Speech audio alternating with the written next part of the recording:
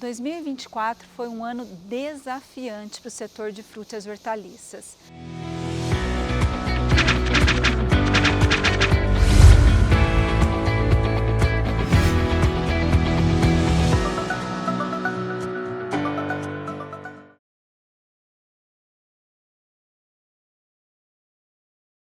Nossa revista de dezembro, nosso anuário, traz uma matéria de capa especial, trazendo uma retrospectiva do setor de frutas e hortaliças e o impacto econômico no setor.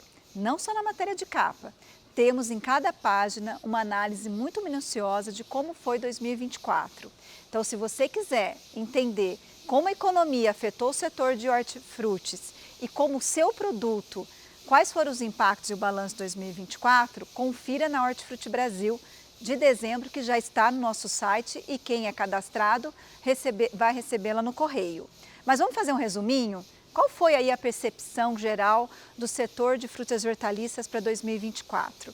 Bom, foi um ano desafiante. De um modo geral, o que a gente verificou em 2024, diferente dos anos anteriores, é que o clima, para algumas culturas, ao invés de prejudicar a produtividade, as altas temperaturas, e principalmente em pleno inverno, elevaram a produtividade sem muito chuvas recorrentes e isso fez ter até um excesso de produção.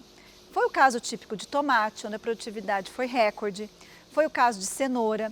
Depois, algumas culturas em menor intensidade, em algumas épocas do ano também, principalmente agora. Essa alta produtividade tem muito a ver com o impacto do clima, que foi mais favorável para a produção de hortaliças. Por outro lado, dada a economia mais estável, poder de compra limitado do produtor, para muitas culturas a rentabilidade foi muito negativa.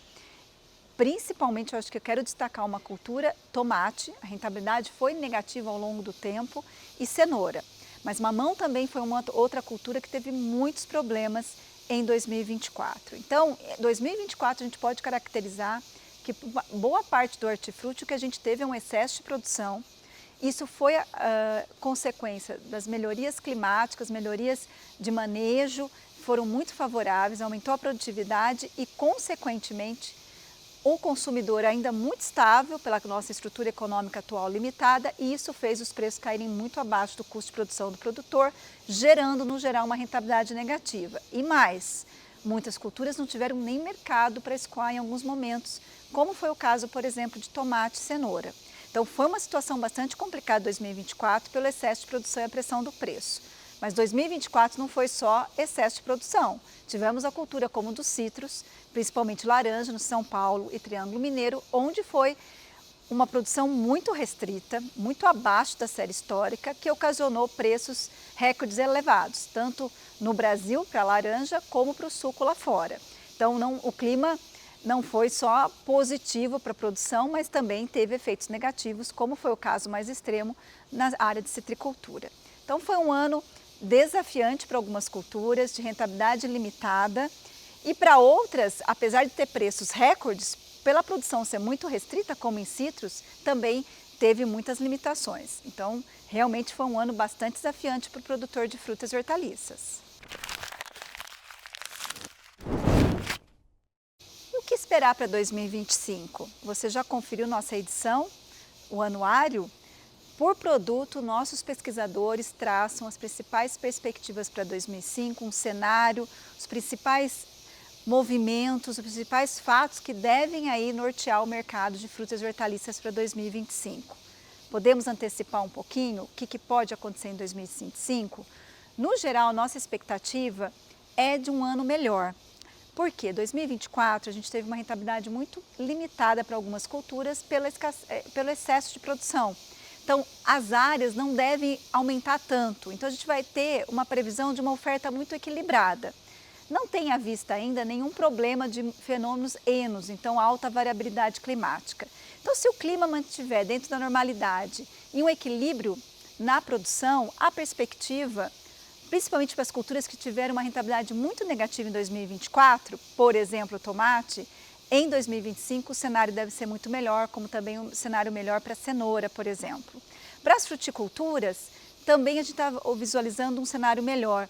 Algumas culturas esse ano, em 2024, foram muito prejudicadas com o clima, por exemplo, a uva para exportação. Não conseguimos exportar mais pela produtividade limitada. E é o que a gente está prevendo que 2025 também vai ser melhor.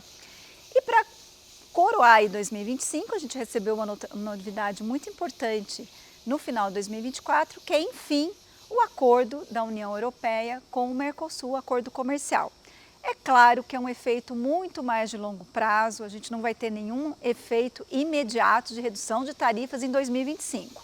Não é isso, mas abre uma perspectiva e um olhar diferente para investimentos que pode ocorrer, principalmente na fruticultura exportadora, porque haverá um olhar diferente sobre a nossa capacidade produtiva e nosso potencial de competição para o mercado externo. Então, isso é uma notícia muito boa, apesar de a gente não se beneficiar imediatamente com a redução de tarifas, pode ser sim que o Brasil tenha um olhar diferente para investimentos no setor, principalmente para a fruticultura de exportação, onde ela é mais competitiva, né?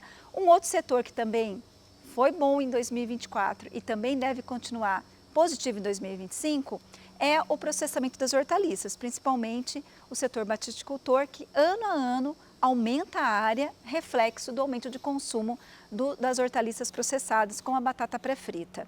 Entre outros vegetais enlatados, outros setores também têm crescido hoje, a hortaliça tem ganhado muito valor também com produtos processados. Então, mesmo com a economia difícil, essa reforma fiscal não sai, taxa de juros aí tentando subir para 2025, o setor ainda continua com um apelo saudável, investimentos positivos e um consumidor aí propenso a consumir mais frutas e hortaliças em função dessas novidades. Então eu acho que tem boas notícias aí para 2025, mas detalhes você vai ter que conferir na revista Hortifruti Brasil.